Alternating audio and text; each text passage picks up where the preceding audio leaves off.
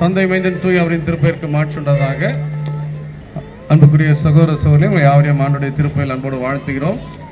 2000 ஆண்டுகளுக்கு முன்பாக ஆண்டவர் இயேசு எருசலேமை நோக்கி சென்ற இந்த அமைதியின் வாழ்வை எதிர்நோக்கிய இந்த குருத்தோலை பயணத்தை நம்முடைய தலைமுறையிலும் மீண்டும் ஒரு விசை நாம் நடத்துவதற்கு ஆண்டவர் அருள் பாராட்ட இருக்கிறார்.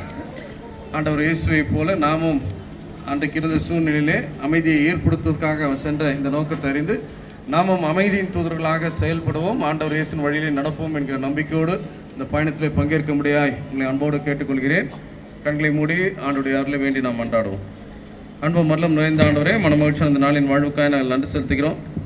2000 ஆண்டுகளுக்கு முன்பாக என்னுடைய மீட்பர் ஆண்டவரே ஆதிக்கமும் அதிகாரமும் அரசியல் தலைமைத்துவம் நிறைந்த எருசலேம் நகரை நோக்கி அமைதியின் பயணமாக, வாழ்வின் பயணமாக, மக்கள் அனைவருக்குமான வாழ்வை எதிர்நோக்கி மேற்கொண்ட அந்த பயணத்திற்காக நாங்கள் நன்றி செலுத்துகிறோம்.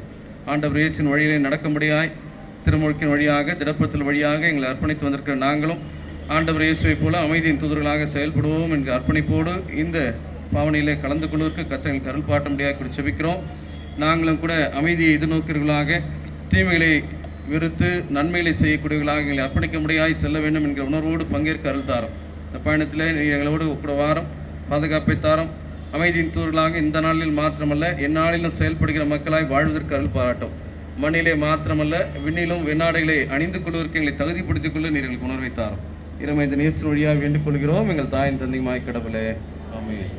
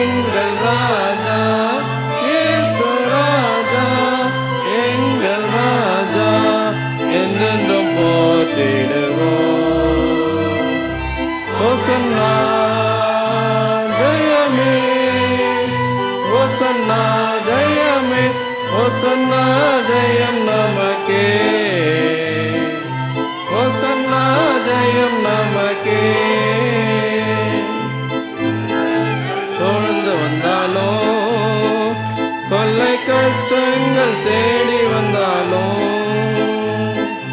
துன்பங்கள் சூழ்ந்து வந்தாலும், தொல்லை கஷ்டங்கள் தேடி வந்தாலும்,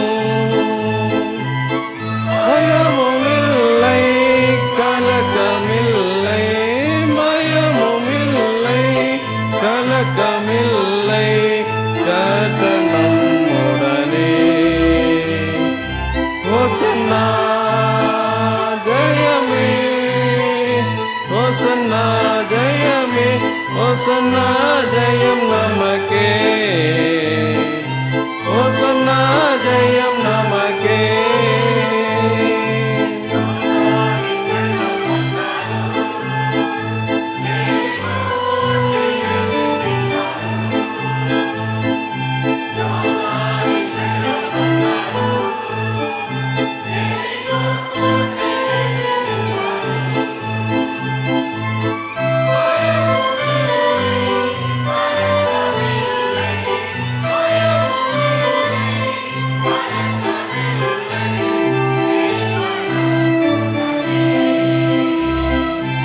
ஓசன்னா ஜெயமே ஓசன்னா ஜெயமே ஓசன்னா ஜெயம் நமக்கே ஓசன்னா ஜெயம் நமக்கே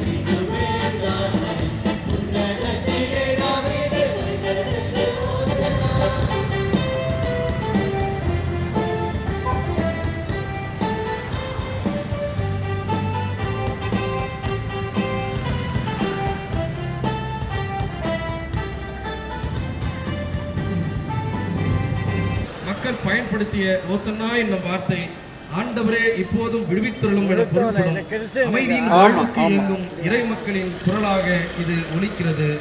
ஆண்டவர் இயேசு மனம் திரும்புங்கள், கடவுளுடைய அரசு சமீபத்தில் இருக்கிறது என்று மக்களை புதிய வாழ்வுக்காய் அழைத்தார்.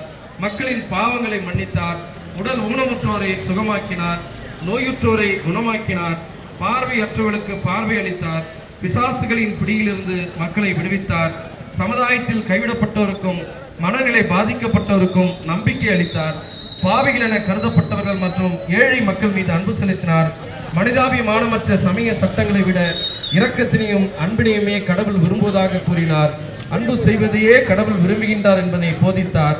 அமைதி, அன்பு, நீதி என்னும் நியாயத்தினையும் எப்போதும் அவர் விரும்பினார்.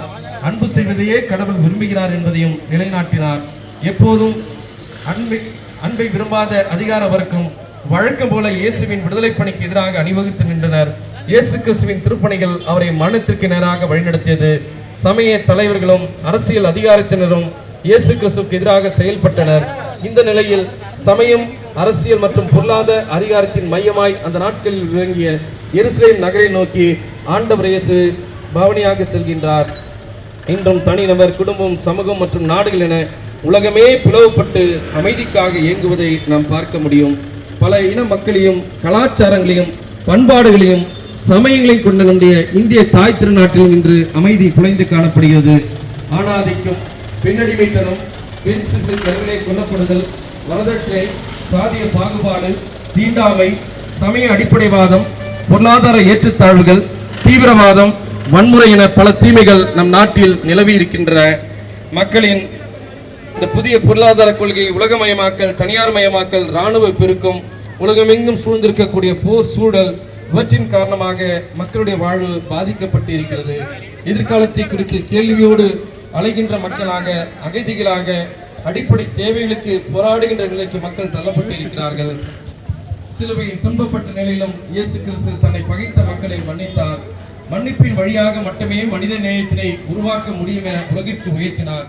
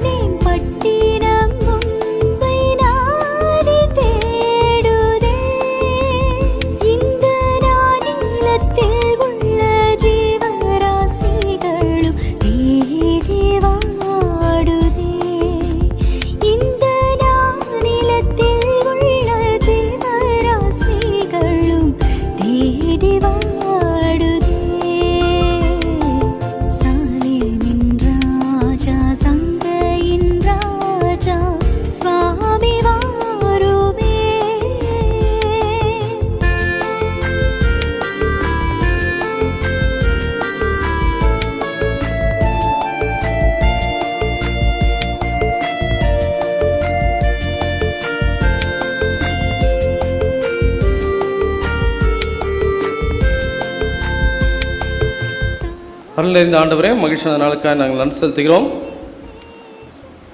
எருசலேமை நோக்கி ஆண்டவர் சென்ற பாவனையை தியானிக்கிற நாங்கள் அதனுடைய அர்த்தத்தை விளங்கிக் கொள்ளவும் அதை எங்களுடைய வாழ்க்கையில கடைபிடிக்கவும் நீர் எங்களுக்கு உணர்வை தார்.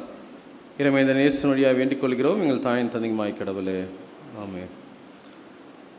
அன்புக்குரிய சகோதர சகோதரிகளே, யாவரையும் ஆண்டவர் இயேசுவின் திருப்பெயரிலே அன்போடு வாழ்த்துகின்றேன். இந்த புதிய வாரமும் ஆண்டவருடைய புதிய அருட்கொடைகளை உங்களுக்கு நிறைவாய் தருகின்ற நாட்களாக, குறிப்பாக இந்த பரிசுத்த வார நிகழ்வுகள், வழிபாடுகள் ஆண்டவருடைய வாழ்க்கையில் எதிர்பார்க்கின்ற மாற்றங்களை உங்களில் ஏற்படுத்துகின்ற வழிபாடுகளாய் அமையும்படியாய் அன்போடு வாழ்த்துகின்றேன். இந்த நாளிலும் கூட ஆண்டவர் இயேசு எருசலேமை நோக்கி பவனியாக சென்ற அந்த நிகழ்வை நம்முடைய வாழ்க்கையில் மீண்டும் ஒருவரை நினைவு கூறும்படியாய், அதை பின்பற்றும்படியாய், நாமும் அப்படி ஒரு பவனியிலே செல்லும்படியாய் ஆண்டவர் நமக்கு அருள் பாராட்டியிருக்கிறார். நம்பிக்கையோடு இந்த பவனியிலே பங்கேற்ற அனைவரையும் ஆண்டவருடைய திருப்பெயரால் திருச்சபை குடும்பத்தின் சார்பாய் ஆயர் என்ற முறையில் அன்போடு வாழ்த்துகின்றேன். ஆண்டவர் உங்களை தொடர்ந்து ஆசீர்வதிப்பவும் அவருடைய திருப்பெயரின் மாட்சிக்காய் உங்களை தொடர்ந்து பயன்படுத்தும்படியாய் அன்போடு வாழ்த்துவதிலே மகிழ்ச்சி அடைகின்றேன். ஏன்னா இன்னைக்கு வழிபாட்டில் ஒரு வித்தியாசம். என்ன வித்தியாசம்?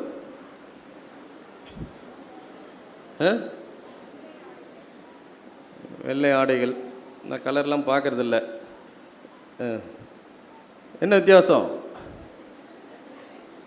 பிள்ளைங்க உக்காந்துட்டு இருக்காங்க இல்லையா? பிள்ளைங்க இல்லாமல் குடும்ப வழிபாடுன்னு சொல்லுவோம், வழிபாடு. ஆனால் இன்றைக்கி எல்லாத்துக்கும் நேரம் கொடுக்குறேன்னா, பிள்ளைகள் கடவுளோடு இருப்பதற்கு, இயேசுவோடு இருப்பதற்கு வேண்டான்னு சொல்லி சீடர்களை அதட்டுவதைப் போல முடிஞ்ச அளவு பிள்ளைங்க வழிபாட்டில் பங்கேற்காத அளவுக்கு நம்முடைய நிகழ்வுகள், நம்முடைய ஆயத்தங்கள்லாம் இருக்கிறது. மீண்டும் சிறு பிள்ளைகளோடு வழிபாட்டிலே பங்கு பெறுவதை நினைத்து நான் மகிழ்ச்சி அடைகின்றேன். ஆண்டவர் இயேசுவினுடைய வாழ்வில் இறுதி நாட்களில் நடைபெற்ற மிக சிறப்பான நிகழ்வுகளில் ஒன்றுதான் இந்த குருத்து ஞாயிறு வழிபாடு மற்றும் குருத்து ஞாயிறு பவனி. 4 நற்செய்தி நூல்களும் இந்த நிகழ்வை தன்னுடைய நற்செய்தி நூல்களே பதிவு செய்து வைத்திருக்கிறார்கள். குறிப்பாக மிக முக்கியமான நிகழ்வுகளைத்தான் 4 நற்செய்தி நூல்களும் பதிவு செய்யும். அப்படி தான் 4 நற்செய்தி நூல்களும் பதிவு செய்திருக்கிறார்கள். மற்ற 21ஆம் அதிகாரம், படிக்க கேட்ட மார்க்கு 11ஆம் அதிகாரம், லூக்கா நற்செய்தி நூல் 19ஆம் அதிகாரம், யோவான் 12ஆம் அதிகாரம் என்று சொல்லி 4 நற்செய்தி நூல்களும் தங்களுக்கே உரிய பாணியில் ஆண்டவர் இயேசுவினுடைய இந்த குருத்து பவனையை தன்னுடைய நற்செய்தி நூலில் பதிவு செய்து வைத்திருப்பதை நாம் பார்க்க முடியும். இந்த நிகழ்வு நடைபெற்ற ஒரு நாள், ஆண்டவர் இயேசு எருசலேமுக்கு சென்ற ஒரு நிகழ்வு ஒரு ஞாயிற்றுக்கிழமையாக இருக்கலாம் என்று சொல்லி சொல்லப்படுகிறது. ஆண்டவர் இயேசுவினுடைய போதனையினால் பாதிக்கப்பட்ட மக்கள் அவரை கொலை செய்வதற்காக முயற்சி செய்கிறார்கள் இல்லையா? பல முறை அவரை கொலை செய்யணும்னு முயற்சி செய்கிறாங்க. யோவான் 5ஆம் அதிகாரம் 18ஆம் வசனத்தை படிங்க. அவர் ஓய்வு நாள் கட்டளையை மீறினதுமல்லாமல் தேவனை தமது சொந்த பிதா என்றும் சொல்லி தம்மை தேவனுக்கு சமமாக்கினபடியினாலே யூதர்கள் அவரை கொலை செய்யும்படி அதிகமாய் வகை தேடினார்கள். பாருங்க, யூதர்கள் அவரை கொலை செய்ய அதிகமாய் வகை தேடினார்கள் என்று சொல்லி நம்ம பார்க்கலாம்.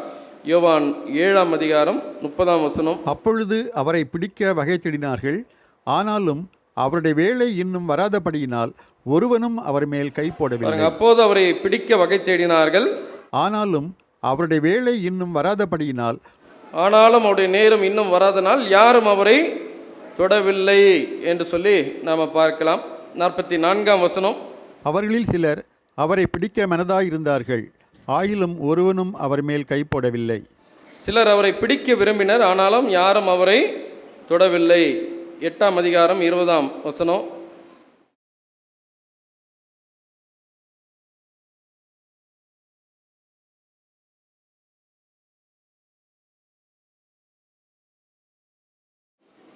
ஒருவரும் அவரை பிடிக்கவில்லை என்று சொல்லி நாம் பார்க்கலாம். யோவான் 10ஆம் அதிகாரம் 31ஆம் வசனம். அப்பொழுது யூதர்கள் மறுபடியும் அவர் மேல் கல்லெறியும்படி கல்லுகளை எடுத்துக்கொண்டார்கள். அவர் மீது கல்லெறியும்படியாக கற்களை எடுத்துக்கொண்டார்கள் இல்லையா? அதே போல 11ஆம் அதிகாரம் 53, 54ஆம் வசனங்கள். அந்நாள் முதல் அவரை கொலை செய்யும்படிக்கு ஆலோசனை பண்ணினார்கள். கொலை செய்யும்படி ஆலோசனை பண்ணினார்கள்.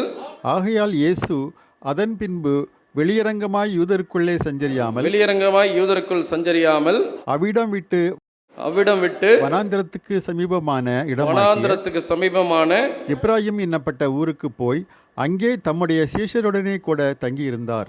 எப்ராயிம் ஊருக்கு போய் தன்னுடைய சீடர்களோடு தங்கியிருந்தார் என்று சொல்லி நாம் பார்க்கலாம். சமநோக்கு நற்செய்தி நூல்கள் என்று சொல்லப்படுகின்ற 3 நூல்களும் ஆண்டவர் இயேசுவினுடைய கலிலேய திருப்பணியை முக்கியத்துவப்படுத்தி பேசும்போது 4ஆம் நற்செய்தி நூல் என்று சொல்லப்படுகின்ற யோவான் நற்செய்தி நூல் ஆண்டவர் இயேசுவினுடைய எருசலேம் திருப்பணியை மையப்படுத்தி அவர் எழுதுவதை நாம் பார்க்கலாம். இப்படி ஆண்டவர் இயேசுவினுடைய போதனையினாலும் அவருடைய செயலினாலும் மக்களுக்கு அவர் நன்மை செய்ததினாலும் அநேகர் அவர் மீது பொறாமை கொண்டு சமய தலைவர்கள் அவரை பிடிக்க வேண்டும் என்று சொல்லி முயற்சித்தார்கள், அவரை கொலை செய்ய வேண்டும் என்று திட்டம் தீட்டினார்கள், அவரை பேச்சிலே சிக்க வைக்க வேண்டும் என்று சொல்லி நாம் முயற்சி செய்தார்கள். இப்படி பல முறை கல்லெறிய வேண்டும் என்று சொல்லி முயற்சி செய்கிறார்கள். அதனால் எருசலேமிலே ஆண்டவர் இயேசு அவர்களிடத்திலிருந்து மறைந்து வாழ வேண்டிய நிலைக்கு தள்ளப்பட்டார். இப்படிப்பட்ட ஒரு சூழ்நிலையில் தான் ஆண்டவர் இயேசு பாஸ்கா பண்டிகை அனுசரிப்பதற்காக, பாஸ்கா பண்டிகை என்று சொல்லப்படுகின்ற புளிப்பில்லாத அப்ப பண்டிகையை நினைவு கூறும்படியாக, கடவுளுடைய கட்டளை நிறைவேற்றும்படியாக ஒரு யூத ஆணாக இந்த எருசலேமை நோக்கி அவர் ஒரு பயணத்தை மேற்கொள்கிறார். ஆண்டவர் இயேசு எருசலேமுக்கு வருவாரா என்று சொல்லி ஆவலோடு அவரை குறித்து கேள்விப்பட்ட கலிலேய மக்கள் அவருக்காய் காத்திருக்கிறார்கள். அவர் வர வேண்டும் என்று சொல்லி விரும்புகிறார்கள். அதே நேரத்தில் ஆண்டவர் இயேசுக்கு எதிர்ப்பு இருக்கிறது என்கிற செய்தியும் கூட அங்கு அந்த மக்களுக்கு சொல்லப்படுகின்ற ஒரு காட்சியை நாம் பார்க்கலாம். இப்படிப்பட்ட சூழ்நிலையில் தான் எருசலேம் அன்றைக்கு இருந்த இஸ்ரவேல் மக்களுக்கு மாத்திரமல்ல ரோம அரசுக்கும் தலைநகராக இருந்தது. இந்த ரோம தலைநகரிலே அதிகாரத்தின் மையமாக ரோம அரசினுடைய பிரதிநிதியாக இருக்கக்கூடிய பிலாத்து இருந்தார். இந்த பாஸ்கா பண்டிகையின் போது வழக்கமாக அநேக புரட்சிகள் அங்கு ஏற்படும். தலைநகரை பிடிச்சிட்டா, அதிகார மையத்தை பிடித்து விட்டால் விடுதலை பெற்றுவிடலாம் என்று சொல்லி, குறிப்பாக கலிலேயா பகுதியிலிருந்து வருகின்ற யூதர்கள், உலகமெங்கின்று வருகின்ற யூதர்கள் ஒரு புரட்சிக்கான முயற்சியை செய்வது அந்த நாட்களிலே வழக்கமாக இருந்தது. ஏறக்குறைய குறைந்தபட்சம் 2 லட்சத்திலிருந்து 2 மில்லியன், அதாவது 20 லட்சம் யூதர்கள் வரை எருசலேமிலே அந்த நாட்களிலே கூடுவார்கள் என்று சொல்லி முதல் நூற்றாண்டு வரலாற்று ஆசிரியர், யூத வரலாற்று ஆசிரியர் ஜோசிபஸ் தன்னுடைய வரலாற்று நூலிலே குறிப்பிடப்பட்டிருப்பதையும் நாம் பார்க்க முடியும். குறைந்தபட்சம் 2 லட்சம் என்று சொன்னாலும் எருசலேம் நகரிலே இது மிக பெரிய ஒரு கூட்டம். எனவே இந்த சூழ்நிலையை அடக்குவதற்காக ரோம இராணுவமும் பல இடங்களில் பாதுகாப்பு பணியை தீவிரப்படுத்தியிருக்கும்.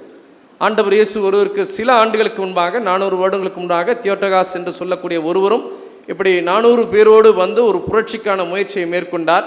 அந்த புரட்சியில் அவர் தோல்வி அடைந்தனாலே அவரும் அவரோடு கூட இருந்தவர்களையும் அவர்கள் ஒரு 10 அடிக்கு ஒரு இடம் என்று சொல்லி சிலுவிலே அறைந்து இந்த புரட்சியை செய்கிறவர்களுக்கு இதுதான் தண்டனை என்று சொல்லி அறிவித்திருந்த ஒரு நாட்கள். இப்படிப்பட்ட ஒரு சூழ்நிலையில் தான் ஆண்டவர் இயேசு எருசலேமை நோக்கி தன்னுடைய பயணத்தை மேற்கொள்வதை நாம் பார்க்கலாம். எனவே ஒரு விடுதலைக்காக, ஒரு அமைதிக்காக, தீமையை எதிர்த்து மரணத்தை எதிர்பார்த்து தன்னை கொலை செய்து விடுவதற்காக தேடிக்கொண்டிருக்கக்கூடிய மக்கள் வாழ்கின்ற பகுதிக்கு ஆண்டவர் இயேசு செல்லுகின்ற ஒரு செய்தியாக இந்த பகுதியை நாம் பார்க்க முடியும். நம்முடைய வாழ்க்கையிலும் கூட கிறிஸ்தவ பயணம் என்பதும், கிறிஸ்துவை பின்பற்றக்கூடிய ஒரு பயணம் என்பதும், ஆண்டவருடைய வழியிலே நடப்பது என்பதும் எளிதான ஒரு பயணமாக இருக்காது. அப்படி நாம் உண்மையாய் வாழும்போது இந்த உலகத்தினுடைய எதிரிகள், ஆண்டவர் இயேசுக்கு யார் எதிரிகளாக வந்தாங்கன்னா, இதே திருமறையை கையாண்ட யூதர்கள் தான் அவரை கொலை செய்வதற்காக தேடினார்கள். அதே போல தான் சில நேரங்களில் கடவுளுடைய வழியை நாம் நடக்கும்போது தீமைகள் வெளியிருந்தல்ல உள்ளிருந்தும் கூட நமக்கு வரும். ஆனாலும் கூட அவைகளை எதிர்த்து நாம் கடவுள் மீது நம்பிக்கை கொண்டவர்களாக வாழ்வை நோக்கி பயணம் மேற்கொள்ள வேண்டும் என்பதற்கு அடையாளமாகத்தான் ஆண்டவர் இயேசு இந்த பயணத்தை மேற்கொள்கிறார் என்று சொல்லி நாம் பார்க்கலாம். இந்த பயணத்தில் பார்த்திங்கன்னா மிக திரளான கூட்டம் ஆண்டவர் இயேசுவை சந்திப்பதற்காக காத்திருக்கிறார்கள். என்று சொன்னால் இந்த பாஸ்காவுக்கு அவர் வருவாரா, இப்படிப்பட்ட ஆபத்து இருக்கக்கூடிய சூழ்நிலையில் அவர் வருவாரா என்கிற ஒரு கேள்வி இருக்கிறது. அது மாத்திரமல்ல, பெத்தானியாவிலே ஆண்டவர் லாசருவை உயிரோடு எழுப்பினார். எருசலேமை நோக்கி வருகின்ற வழியிலே பார்வையற்ற இருவரை அவர் சுகப்படுத்தினார். கடந்த நாட்களில் நாம் அந்த தியானித்திருப்போம். அந்த அடிப்படையில் பார்க்கின்ற போது இது மெசியாவுக்கான அடையாளமாக சொல்லப்படுகிறது. லூக்கா 4ஆம் அதிகாரம் 18-19 வசனத்தில் நாசரேத் ஊரிலே ஆண்டவர் இயேசு ஜெப ஆலயத்திலே மீட்பர் வரும்பொழுது, கடவுளுடைய நாள் வரும்பொழுது என்ன நடக்கும், இதற்காக கடவுளுடைய ஆவியானவர் என்னை அபிஷேகித்திருக்கிறார் என்று சொல்லும்போது குருடர் பார்வை அடைவார்கள், பார்வையற்றோர் பார்வை பெறுவார்கள் என்று சொல்லி அவர் சொல்லுகிறார். அப்போ மேசியாவுக்கான அடையாளங்களை அற்புதத்தின் வழியாக ஆண்டவர் இயேசு செய்திருக்கிறார் என்று சொல்லி ஒரு பெரும் கூட்டம் அவருடைய வருகைக்காக காத்திருப்பதை நாம் பார்க்கலாம். இப்படிப்பட்ட ஒரு சூழ்நிலை தான் பெத்தானியா வழியாக, கிதரோன் பள்ளத்தாக்கின் வழியாக, எருசலேமினுடைய கிழக்கு வாசல் வழியாக ஆண்டவர் இயேசு எருசலேமுக்கு செல்கிறார். எருசலேம் நம்ம அன்னைக்கு தெரியும், சியோன் மலையின் மீது இருக்கக்கூடிய ஒரு பட்டணம். அந்த மலையின் மீது செல்வதற்கு பல வழிகள் உண்டு இல்லையா? இன்றைக்கி கூட நம்ம கொடைக்கானல் போனோம்னா பல இடத்துலேருந்து அந்த மலையை நோக்கி நாம் செல்லலாம். அதே போல தான் இந்த எருசலேமின் கிழக்கு வாசல் வழியாக அன்றைக்கு ஆண்டவர் இயேசு செல்கிறார். அதே நேரத்தில் மேற்கு வாசல் வழியாக மற்றொரு ஊர்வலம், மற்றொரு பயணம் நடந்து கொண்டிருக்கிறது. ரோம அரசருடைய பிரதிநிதியாக, கவர்னராக அங்கு பணியமர்த்தப்பட்டிருக்கக்கூடிய பிலாத்து இந்த நாட்களிலே அமைதியை ஏற்படுத்த வேண்டும், கலகங்களை அடக்க வேண்டும் என்பதற்காக ரோமுக்கு சென்று அநேக படை வீரர்களை அழைத்து கொண்டு எருசலேமுக்கு திரும்பி வருகின்ற ஒரு நிகழ்வு. ஏறக்குறைய இதே நேரத்தில் ஆண்டவர் இயேசு கிழக்கு வாசலின் வழியாக உள்ளே வந்து கொண்டிருக்கிற நேரத்தில் மேற்கு வாசல் வழியாக அவர் எருசலேமுக்குள் வருகின்ற நிகழ்வை நாம் பார்க்கலாம். ஒருபுறம் அமைதியை விரும்பி கழுதின் மேல் பயணிக்கிற இயேசு, மறுபுறம் போரை விரும்பி, வன்முறையை விரும்பி குதிரையின் மீது பயணிக்கிற ஒரு கூட்டம். ஒரு பக்கம் குருத்தோலைகளை பிடித்து செல்கின்ற கூட்டம், மறு வாசல் வழியாக ஆயுதங்களை கையிலேந்தி மக்களை மிரட்டுவதற்காக வருகின்ற ஒரு கூட்டமாக எருசலேம் நகரம் இரு வித்தியாசமான வேறுபட்ட சூழ்நிலையை சந்திப்பதற்கான ஆயத்தத்தோடு காத்திருக்கக்கூடிய செய்தியை நாம் பார்க்க முடியும். இந்த குருத்தோலை ஞாயிறு நிகழ்விலே, இந்த பவனிலே ஆண்டவர் இயேசு பயன்படுத்திய அல்லது அந்த நிகழ்வில் நடந்த 3 மிக முக்கியமான கருத்துக்களை நாளில் உங்களோடு கூட பகிர்ந்து கொள்ள முடியாய் நான் விரும்புகின்றேன். படிக்க கேட்ட இந்த மார்க்கு 11ஆம் அதிகாரத்தை குறித்து நாம் பார்க்கிற வேளையில் நற்செய்தியாளர் இந்த பகுதியில் நமக்கு சொல்லும்போது அவர் சொல்லுகிறார், இயேசு தம் சீடரோடு ஒலிவ மலையில் அருகில் இருக்கிற பெத்பகு, பெத்தானியா என்னும் ஊர்களுக்கு வந்து அங்கிருந்து எருசலேமை நோக்கி அவர் பயணிக்கிறார் என்று சொல்லி நாம் பார்க்கலாம். இந்த பெத்பகு என்கிற ஊருக்கு ஹவுஸ் ஆஃப் பிக்ஸ் என்று பெயர், அதாவது அத்தி பழங்களினுடைய வீடு என்று சொல்லி பொருள்படும். பெத்தானியா என்று சொல்லக்கூடிய நகரத்தில் அநேக பேரீட்சை மரங்கள் இருந்ததுனால இட்ஸ் ஹவுஸ் ஆஃப் டேட்ஸ், அதாவது பேரீட்சை மரங்களின் வீடு என்று அழைக்கப்படுகின்ற நகரமாக இருந்தது. எனவே இந்த இரு நகரங்கள், குறிப்பாக பெத்தானியா நகரம் ஆண்டவர் இயேசுக்கு நன்கு பரிச்சயமான ஒரு கிராமம். அவருடைய நண்பராக இருந்த லாசருடைய இல்லம் இருந்தது. அவரை சுகப்படுத்திய அந்த நிகழ்வு, உயிரோடு எழுப்பிய அந்த நிகழ்வு இருந்தது. இந்த நிகழ்வுக்கு பின்னாகத்தான் இந்த கிராமங்களின் வழியாக ஆண்டவர் இயேசு அங்கு வருவதை நாம் பார்க்கலாம். ஒருவேளை இந்த வருகைக்காக அவர் எதை தெரிந்து கொண்டார் என்று சொல்லி பார்த்தீங்கன்னா, கழுதையை ஆண்டவர் இயேசு தெரிந்து கொண்டார் என்று சொல்லி நாம் பார்க்கலாம். இந்த கழுதை மற்றும் கழுதை குட்டி என்று சொல்லி மத்தேயுவில் போடப்பட்டு இருக்கிறது. மார்க், லூக்கா, யோவான் நற்செய்தி நூலில் கழுதை குட்டி என்று சொல்லி பயன்படுத்தப்பட்டு இருப்பதையும் நாம் பார்க்க முடியும். இயேசு கிறிஸ்து கழுதின் மீது அமர்ந்து சென்றது தாழ்மையின் நோக்கம் என்பது மாத்திரமல்ல, மாறாக இயேசு கிறிஸ்து கழுதையின் மீது அமர்ந்து சென்றது அமைதிக்கான நோக்கம் என்பதனுடைய அடையாளம். ஏனென்று சொன்னால் கிழக்கு சமீப நாடுகள் என்று சொல்லப்பட்டிருக்க மத்திய ஆசிய பகுதியிலே கழுதைகளுக்கு என்ற மதிப்பு உண்டு. அரசர்கள் போர்க்காலத்தில் குதிரையில் செல்வதும், அரசர்கள் அமைதியின் காலத்திலும் மக்களை சந்திக்கும்படியாய் செல்லும் போதும், பண்டிகை நாட்களிலே பங்கேற்கும்படியாக செல்லும் போதும், அவர்கள் ஒரு வெற்றியை கொண்டாடும் போதும் இந்த கோவேறு கழுதின் வழியாக நகர்வலம் செல்வது அந்த நாட்களிலே சாதாரணமாய் நடக்கின்ற ஒரு நிகழ்வு. எனவே இந்த நிகழ்வின் வழியாக ஆண்டவர் எதை வெளிப்படுத்த விரும்புகிறார் என்று சொன்னால், அவர் கழுதையின் மேல் அமைதியை விரும்பி பயணிக்கின்ற ஒரு அரசராக அவர் பயணித்து வருகிறார் என்று சொல்லி பார்க்கலாம். இந்த கிழக்கு வாசல் வழியாக வருகின்ற அந்த கெதரோன் பள்ளத்தாக்கை சார்ந்த பகுதிகள் ஒருவேளை கடினமான ஒரு பாதையாக வழிக்கு விழக்கூடிய வகையிலே அமைந்திருந்ததுனால தான் வழியிலே தன்னுடைய ஆடைகளையும் அந்த மரக்கிளைகளையும் உடைத்து மக்கள் அந்த கழுதை விழாமல் நடந்து வருவதற்கான ஆயத்தங்களை செய்தார்கள் என்று சொல்லி நாம் பார்க்கலாம். இது எதை நினைவுபடுத்துகிறது என்று சொன்னால், இஸ்ரேல் மக்களுக்கு சொல்லப்பட்ட சகரியா இறைவாக்கினர் வழியாக சொல்லப்பட்ட தீர்க்க தரிசன வசனத்தை அவருக்கு நினைவுபடுத்துகிறது. சகரியா 9ஆம் அதிகாரம் 9ஆம் வசனத்தில் ஆண்டவர் இவ்வாறு சொல்கிறார், மகளே சீயோன் மகிழ்ந்து களிக்கூறு, மகளே எருசலேம் ஆர்ப்பரி, இதோ உன் அரசர் உன்னிடம் வருகிறார். இல்லையா? கடவுள் இந்த எருசலேம் நகரை தன்னுடைய மகளாக தன்னுடைய குழந்தையாக பாவித்து, இனி உன் அடிமைத்தனத்திலிருந்து நீ விடுதலை பெறுவாய், நம்பிக்கை இல்லாத உன் நிலையிலே உனக்கு நம்பிக்கை கிடைக்கும், இதோ உன் அரசர் வருகிறார். இப்போது இருக்கிறவர் உன்னுடைய அரசர் அல்ல, இப்போது உன்னை ஆட்சி செய்கிறவர் உனக்கானவர் அல்ல, இதோ இந்த கழுதையின் மீது வருகிறவர் தான் உன்னுடைய அரசராக அவர் வருகிறார். அவர் எப்படிப்பட்ட அரசர் என்று சொன்னால், அவர் நீதி உள்ள அரசர், அவர் வெற்றி உள்ள ஒரு அரசர், அவர் கழுதையின் மேலும் கழுதை குட்டியாகிய மரியின் மீதும் ஏறி வருகிறார் என்று சொல்லி அங்கு சொல்லப்பட்டு இருக்கிறது. இந்த இடத்துல ஒருவரும் ஒருபோதும் ஏறிராத கழுதை குட்டி என்று சொல்லப்பட்டிருக்கிறது. அதுக்கு என்ன அர்த்தம்னா, கடவுளுக்கென்று அர்ப்பணிக்கப்படுகிறவைகள் பரிசுத்தமானவைகளாக இருக்க வேண்டும். அதனால தான் அந்த நாட்களிலே பரிசுத்தமாய் பலி செலுத்துவதற்காக அல்லது கடவுளுக்காக கொடுக்கப்படுகின்ற விலங்குகளை, நேர்ந்து கொண்ட விலங்குகளை வேறு எதற்கும் பயன்படுத்த மாட்டார்கள். அதனால தான் ஒருபோதும் ஒருவரும் பயன்படுத்திராத ஒன்று என்று சொல்லும்போது கடவுளுக்கு மேன்மையானதை, தூய்மையானதை கொடுக்க வேண்டும் என்கிற சிந்தையை வெளிப்படுத்துகிறது. அதனால தான் நம்முடைய வாழ்க்கையில் கூட நம்முடைய நேரமாக இருந்தாலும் நம்முடைய உழைப்பாக இருந்தாலும் கடவுளுக்கு மேன்மையானதை கொடுக்க வேண்டும். அதனால தான் ஒருவரும் ஒருபோதும் ஏறிராத இந்த கழுதையை ஆண்டவர் இயேசு தன்னுடைய பவனிக்காக அவர் பயன்படுத்தி கொண்டதை நாம் பார்க்கலாம். என்று சொன்னால் இது கடவுளுக்காக அர்ப்பணிக்கப்பட்ட ஒன்றாய் இருந்தது, இது கடவுளுக்கு கொடுக்க வேண்டும் என்று சொல்லி ஆயத்தப்படுத்தப்பட்ட ஒன்றாய் இருந்தது. கடவுளுக்காக அர்ப்பணித்தவர்களை தான் கடவுள் பயன்படுத்த முடியுமே தவிர கடவுளுக்காக அர்ப்பணிக்காதவர்களை ஆண்டவர் ஒருபோதும் பயன்படுத்த முடியாது. அதனால தான் அர்ப்பணிக்கப்பட்ட இந்த கழுதையை கடவுள் இந்த பவனிக்காக ஆண்டவர் இயேசுவின் வழியாக பயன்படுத்தி கொண்டார் என்று சொல்லி நாம் பார்க்கலாம். எனவே ஆண்டவர் இயேசு இந்த செயலின் வழியாக எதை சொல்ல விரும்புகிறார் என்று சொன்னால், அவர் அமைதியின் அரசராக வருகிறார். ஏன்னா ஒரு ராஜா அப்படின்னா என்ன அர்த்தம்னா, தன்னுடைய நாட்டு மக்களை காப்பாற்றுவதற்காக இன்னொரு நாட்டு மக்களை அழிக்கக்கூடியவர்களாகத்தான் இந்த நாட்டில் இருப்பாங்க. இல்லை, நமக்கு ஒரு போர் வருகிறது, இன்னொரு நாடு இந்த நாட்டை பாதுகாக்கணும்னு சொல்லிட்டு இன்னொரு நாட்டை அழிப்பதற்கான முயற்சியை மேற்கொள்வார்கள். இதுதான் உலகத்தினுடைய வழக்கம். ஆனால் நம்ம எல்லோருமே ஆண்டவருடைய பிள்ளைகள் என்பதனால யாரை அழிப்பது, யாரிடத்திலிருந்து யாருக்கு வெற்றியை வாங்கி தருவது என்று சொல்லி நம்ம யோசிக்கலாம். அதனால தான் இந்த இடத்துல கடவுள் அமைதியின் அரசராக ஆண்டவர் அந்த பகுதிக்கு வருவதை நாம் பார்க்கலாம். அமைதியாய் வாழுங்கள், இணைந்து வாழுங்கள், விட்டு கொடுத்து வாழுங்கள், மன்னித்து வாழுங்கள் என்கிற அடிப்படையில் தான் இந்த பயணம் மேற்கொண்டு வருவதை நாம் பார்க்கலாம். அது மாத்திரமல்ல, இந்த எருசலேமுக்குள் வந்த உடனே 2 பாதைகள் பிரியமா. ஒன்று இடதுபுறமாக சென்றால் ஆலயத்திற்கு செல்லலாம், வலதுபுறமாக சென்றால் பிளாத்தினுடைய அரண்மனைக்கு செல்லக்கூடிய வழிகள் இருக்கிறது. கூட வந்த மக்கள் எல்லாமே இப்படி விடுவித்த ஆண்டவர், எதை விடுவித்த ஆண்டவர்? மரணத்திலிருந்து லாசருவை விடுவித்தவர், பார்வையற்றோருக்கு பார்வையை தந்தவர், இவர்தான் மேசியா, எருசலேமுக்கு வருகிறார், இவர் பிளாத்திடத்திலே சென்று போராடி நமக்கு விடுதலையை வாங்கி தருவார் என்று சொல்லி ஆவலோடு காத்திருக்கிறார்கள். ஆனால் வலதுபுறமாக செல்வார் என்று சொல்லி எதிர்பார்த்து கொண்டிருந்த நிலையிலே இடதுபுறமாக ஆண்டவர் ஆலயத்திற்கு நேராக செல்கிறார்.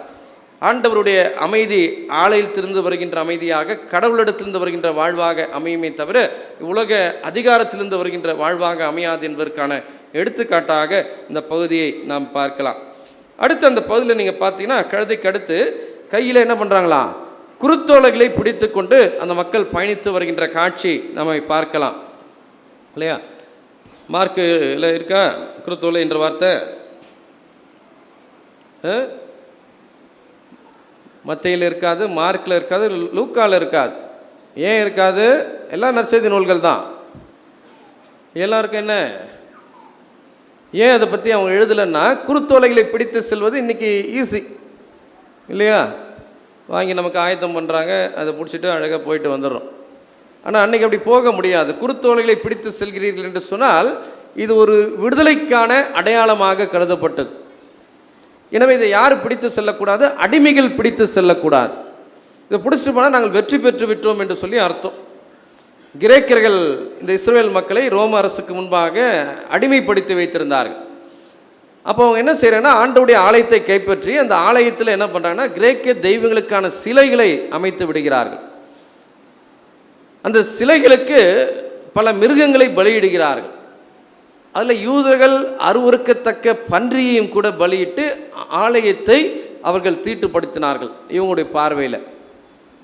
அப்போ எங்களுடைய ஆலயம் எங்கள் கண் முன்னாக இப்படி பாழ்படுத்தப்படுகிறது என்று சொல்லி மக்கபேயர்கள் என்று சொல்லக்கூடியவர்கள், அதில் யூத மக்கபே என்றவர் ஒரு தலைமை தாங்கி கிமு 164ஆம் ஆண்டிலே அவர் எருசலேமை கைப்பற்ற வேண்டும் என்று சொல்லி ஒரு படையோடு அவர் எருசலேமுக்குள் வருகிறார்.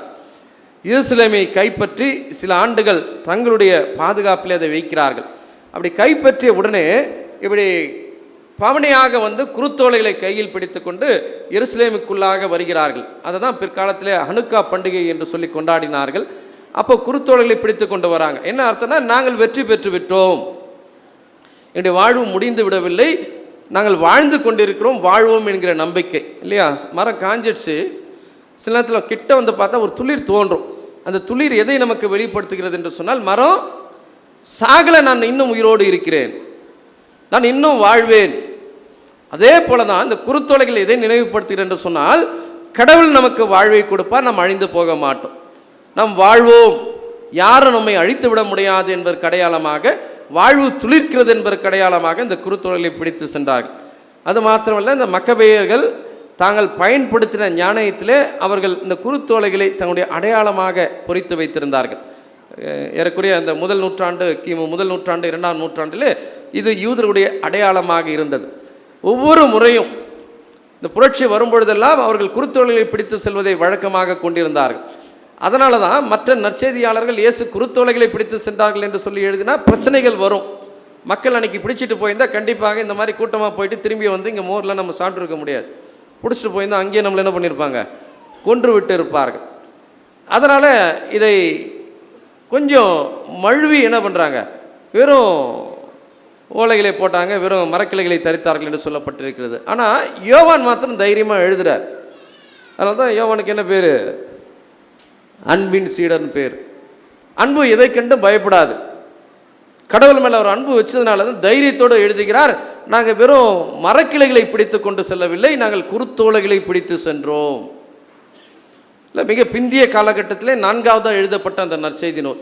எனவே இந்த குருத்தோலைகள் நமக்கு இதற்கு அடையாளமாக இருக்கிறது என்று சொன்னால், கடவுள் தருகின்ற வாழ்வுக்கும் கடவுள் தருகின்ற வெற்றிக்கு அடையாளமாக இருக்கிறது. இந்த குருத்தோலை பிடிச்சிட்டு போனவங்களாம் இறந்துட்டாங்களப்பா, இவங்களாம் இரத்த சாட்சியாய் கொல்லப்பட்டார்களே, இவங்களுடைய விசுவாசம் என்னவானது, இவருடைய நம்பிக்கை என்னவானது என்ற கேள்வி எழுப்பும்போது தான் இவர்கள் மண்ணில் அல்ல, மண்ணிலே இந்த குருத்தோலைகளை பிடித்து சென்று இறந்தவர்கள் விண்ணிலே குருத்தோலைகளை பிடித்து கொண்டு கடவுளுக்கு முன்பாக பாடிக்கொண்டிருக்கிறார்கள் என்று சொல்லி வெளிப்படுத்தின விசேஷத்தில் 7ஆம் அதிகாரத்தில் தரிசனமாக அவர் எழுதுகிறார். ஆண்டவருக்குள் மரித்தவர்கள், ஆண்டவருக்காய் மரித்தவர்கள் விண்ணிலே பாடிக்கொண்டிருக்கிறார்கள். எனவே இந்த குருத்தோலைகள் வாழ்வு துளிர்க்கிறது என்பதனுடைய அடையாளமாக, இது கடவுள் தருகின்ற வாழ்வை பெற்றுக்கொள்வதனுடைய அடையாளமாக, நாம் மட்டுமல்ல அனைவரும் இணைந்து சிறப்பாய் வாழ வேண்டும் என்பதன் அடையாளமாக கொண்டு செல்லப்படுகின்ற ஒரு அடையாளமாக இது இருப்பதை நாம் பார்க்கலாம். நிறைவாக அந்த பகுதியில் நீங்கள் பார்க்கின்ற போது என்ன நடக்குது அப்படின்னு பார்த்தீங்கன்னா, அந்த மக்கள் என்ன சொல்கிறாங்கன்னா, ஓசன்னா என்று சொல்லி கொண்டு போவதை நாம் பார்க்கலாம். இது திருப்பாடல் 118 வருகின்ற வார்த்தைகள். ஒவ்வொரு முறையும் மேசியா வருவார் என்கிற நம்பிக்கை வரும்பொழுதும், மேசியா வந்து தங்களை விடுதலை செய்ய வேண்டும் என்ற நம்பிக்கை வரும்போதெல்லாம் இந்த பாடலை பாடுவது இஸ்ரேல் மக்களுடைய வழக்கமாக இருந்தது. குறிப்பாக இந்த பண்டிகை நாட்களிலே எருசலேமிலே ஒன்று கூடி வரும்பொழுது மேசியா வரமாட்டாரா, எங்களுக்கு விடுதலை கிடைக்காதா என்ற ஆவலோடு அவர்கள் இணைந்து பாடக்கூடிய பாடலாக இந்த பாடல் இருப்பதை நாம் பார்க்கலாம். அதனால தான் ஆண்டவர் பெயரால் வருகிறவர் அப்படின்னா என்ன அர்த்தம்னா மேசியா அப்படின்னு அர்த்தம். the one who comes in the name of the Lord, மேசியா என்று சொன்னாலும் அதான் அர்த்தம். யார் பெயரில் வருகிறார்? கடவுளுடைய பெயரிலே அவர் புறப்பட்டு வருகிறார்.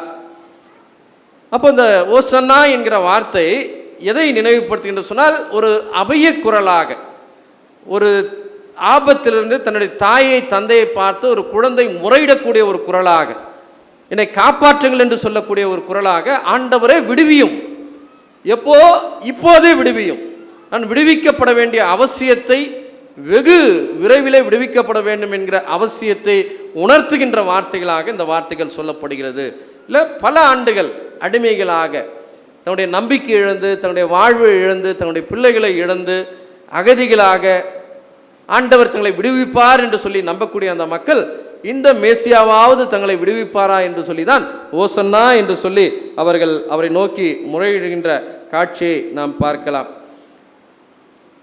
இல்லை, அதனால தான் அவர் சொல்கிறாரு, இது விடுதலைக்கான ஒரு தேடல் என்று சொல்லி நாம் பார்க்கலாம். காலம் காலமாக பல ஆண்டுகளாக இந்த அடிமைத்தனத்திலே ரோம ஆட்சியின் கீழாக, சமய தலைவர்களின் கீழாக இருக்கக்கூடிய இந்த மக்கள் நாங்கள் வெற்றி பெற்று விட்டுவாண்டோமோ என்று சொல்லி ஆண்டவருக்காய் முறையிடுகின்ற, ஜெபிக்கின்ற, அபய குரலாக எழுப்புகின்ற வார்த்தைகளாக இதை நாம் பார்க்கலாம். அதனால தான் ஓசன்னா ஆண்டவர் பெயரால் வருகிறவர் போற்ற பெறுக, வர இருக்க நம் தந்தை தாவீதின் அரசு போற்ற பெறுக, உன்னதத்திலே ஓசன்னா என்று சொல்லி ஆர்ப்பரித்தார்கள். பிற்காலத்தில் இது ஒரு வாழ்த்து சொல்லாக மக்கள் ஒருவரை ஒருவர் சந்திக்கும் போது கடவுள் நம்மை விடுவிப்பார், பயப்படாது அப்படி என்று சொல்லி நம்மை வாழ்த்துகின்ற சொல்லாக இது பிற்காலத்திலே மாறியது. ஆனாலும் ஆண்டவர் இயேசுவின் காலத்திலே தாங்கள் விடுவிக்கப்பட வேண்டும் என்கிற ஆவலோடு இருந்த மக்களுடைய ஆசைகளை, விருப்பங்களை நிறைவேற்றுகின்ற ஒரு விடுதலைக்கான தேடலாக இந்த குரல் இருந்ததை நாம் பார்க்கலாம். இயேசு கிறிஸ்துடைய பவனி இந்த உலக தீமைகளுக்கு எதிரான, அநீதிகளுக்கு எதிரான, வன்முறைகளுக்கு எதிரான ஒரு பயணமாக அமைந்தது. அந்த பயணத்தில் பலவிதமான மக்கள் பங்கேற்றார்கள். ஆண்டவர் இயேசு அற்புதத்தை செய்துவிட்டார், இதேனும் அற்புதம் செய்ய முடியுமா என்று சொல்லி ஆவலோடு அவரை எதிர்பார்த்து கொண்டிருந்த ஒரு கூட்டம் ஒரு பக்கம். மறுபுறத்தில் மேசியா வந்து விட்டார் என்று சொல்லுகிறார்களே, இவர் எப்படிப்பட்டவராக இருப்பாரோ என்று சொல்லி வேடிக்கை பார்க்கும்படியாக வந்த ஒரு கூட்டம். ஆண்டவர் இயேசுவை கொலை செய்து விடுவதற்காக, அவரை தண்டித்து விடுவதற்காக அவரை பின்பற்றி வருகின்ற பரிசேயரால், சதுசேயரால், வேத பாரகரால், ரோமரால் அனுப்பப்பட்ட போர் வீரர்கள் என்று சொல்லி அது ஒரு கூட்டம் அவருக்கு பின்னாக வருவதை நாம் பார்க்கலாம். சமய தலைவர்கள் அவரை குற்றம் சாட்டி விரைவிலே அவரை கொலை செய்து விட வேண்டும் என்று தன்னுடைய முயற்சியை நிறைவேற்றும் விதமாக அவருக்கு பின்னாக செல்கின்ற ஒரு கூட்டமாக வருகிறார்கள். மறுபுறத்தில் உண்மையாகவே மேசியா தங்களுக்கு விடுதலை கொடுத்து விடுவார் என்று சொல்லி நம்பிக்கையோடு அவரை நேசித்த மக்கள் அவரை பின்தொடர்ந்து வருகிறார்கள். இன்றைக்கு எப்படிப்பட்ட கூட்டமாக இந்த ஆண்டவர் இயேசுடைய பாவனையிலே நாம் பங்கேற்க இருக்கிறோம்? அவருக்கு பின்னாக செல்கின்ற நாம் வேடிக்கை பார்க்கின்ற ஒரு கூட்டமாக, இல்லது அற்புதத்தை பெற்றுக்கொள்ளும்படியாய் வந்த ஒரு கூட்டமாக, இல்லை ஆண்டவர் இயேசுக்கு எதிராக வந்த ஒரு கூட்டமாக, அல்லது அவரை குற்றம் சாட்டும்படியாக அவரை பின்தொடர்ந்து வந்த கூட்டமாக இல்லாமல், அவருடைய திருப்பணி செய்வதற்காக நம்மை அர்ப்பணித்த ஒரு கூட்டமாக, அவருக்கு பின்னாக செல்வதற்கு மாத்திரமல்ல அவருடைய விருப்பத்தை நிறைவேற்றக்கூடிய ஒரு கூட்டமாக இருக்கும்படியாய் நாம் அழைக்கப்படுகின்றோம். அதுதான் இந்த பவனுடைய நோக்கம். இந்த நோக்கத்தோடு தான் ஆண்டவர் இயேசு இந்த புனித வாரத்தின் முதல் நாளிலே எருசலேமை நோக்கி அவர் பயணித்து செல்கிறார். எருசலேமை அவர் செய்த செயல்கள், அவரை கொலை செய்வதற்காக எடுத்த முயற்சிகள், அவர் சந்தித்த பாஸ்கா பண்டிகையை அனுசரித்தது, அவர் உயிர்த்தெழுது என்று சொல்லி ஒரு நிகழ்வை நோக்கி இந்த பயணம் சென்று கொண்டே இருக்கிறது. எனவே இந்த உலக வாழ்க்கையிலே நாமும் பயணிகள், ஆண்டவர் இயேசுவை பின்பற்றும்படியாய் நம்மை அர்ப்பணித்து வந்திருக்கக்கூடிய பயணிகள். ஆண்டவர் இயேசுவை பின்பற்றி நடக்கிறவர்களாக மண்ணில் மாத்திரமல்ல விண்ணிலும் அவரை தொடருவதற்கு நம்மை அர்ப்பணிக்கும்படியாய் ஆண்டவர் இயேசு நம்மை அழைக்கிறார். தாழ்மையின் அடையாளமாக அல்ல, அமைதியின் வாய்க்கால்களாக வாழும்படியாய் நம்மை அழைக்கிறார். கடவுளுடைய விடுதலையை வேண்டுகிற மக்களாக வாழும்படியாய் அவர் நம்மை அழைக்கிறார். அவர் வெற்றியுள்ள வாழ்க்கை, வாழ்வு துளிர்க்கிறது என்ற நம்பிக்கையோடு பயணிக்கும்படியாய், வாழ்வை மறுக்கப்பட்ட மக்களுக்கு நம்பிக்கை அளிக்கும்படியாய் ஆண்டவர் நம்மை அழைக்கிறார். எனவே இந்த நம்பிக்கையோடு அவரை பின்பற்றி செல்ல நம்மை அர்ப்பணிக்க நாம் முயற்சி செய்வோம், செபிப்போம். அருள் நிறைந்த ஆண்டவரே, இந்த மனமகிழ்வான நாளுக்காக நாங்கள் நன்றி செலுத்துகிறோம். ஆண்டவரே, எருசலேமை நோக்கி மரணம் தன்னை சூழ்ந்திருக்கக்கூடிய ஒரு சூழ்நிலையில் தன்னை கொலை செய்வதற்காக காத்து கொண்டிருக்கிற கூட்டத்தின் மத்தியிலே கடவுள் மீது கொண்ட நம்பிக்கை நிமித்தமாய் அனைத்து மக்களுடைய வாழ்வை உறுதி செய்யும்படியாய் அமைதியின் அரசராய் இறை மைந்தனாக மனு மைந்தனாய் சமாதானத்தின் அடையாளமாக இருக்கிற கழுதின் மீது பயணித்த இந்த நாளுக்காக நாங்கள் நன்றி செலுத்துகிறோம். வாழ்வு மறுக்கப்பட்ட மக்களுக்கு ஆண்டவர் இயேசுவின் வழியாய் புதிய வாழ்வு கிடைக்கும், உடைய வாழ்வு துளிர்க்கும் என்பதன் அடையாளமாக குருத்தோலைகளை பிடித்து கொண்டு ஆண்டவரே விடுவியும் என்று சொல்லி கடவுளுடைய வாழ்க்கையில செயல்பட வேண்டியதை வலியுறுத்தி சென்ற அந்த கூட்டத்தைப் போல நாங்களும் எங்களுடைய வாழ்நாளிலே வாழ்வை விரும்புகிற மக்களாக, அமைதியை விரும்புகிற மக்களாக, வாழ்வை இழந்து விட்டோமோ என்று சொல்லி பாதிக்கப்பட்டிருக்கக்கூடிய மக்களுக்கு நம்பிக்கை அளிக்கும்படியாய் இந்த வாழ்க்கை பயணத்தை நாங்கள் அமைத்துக்கொள்ள எங்களுக்கு உணர்வைத்தார். ஓசன்னாவென்று மண்ணுலகில் மாத்திரமல்ல விண்ணிலே செல்லக்கூடிய அளவிற்கு எங்களுடைய வாழ்க்கையை நாங்கள் அமைத்துக்கொள்ள சீரமைத்துக்கொள்ள நீர் எங்களுக்கு உணர்வைத்தார். இந்த நேசின் வழியாய் வேண்டிக் கொள்கிறோம் எங்கள் தாயின் தந்தையுமாய் கடவுளே. நித்தியத்தின் கர்த்தாவும் நீர்தானையா, நீசர்க்கு அடைக்கலமும் நீர்தானையா. நித்தியத்தின் கர்த்தாவும் நீர்தானையா, நீசர்க்கு அடைக்கலமும் நீர்தானையா. சத்தியம் ஜீவனும் நீர்தானையா, சுவிசேஷ நற்பாதை நீர்தானையா. ஆதாரம் என்றுமே நீர்தானையா, ஆதி பிதா மைந்தன் நீர்தானையா. பாவி என்னை மீட்க பாவியாய் மரித்து உயிர்த்தெழுந்த ஜெயசீலன் நீர்தானையா.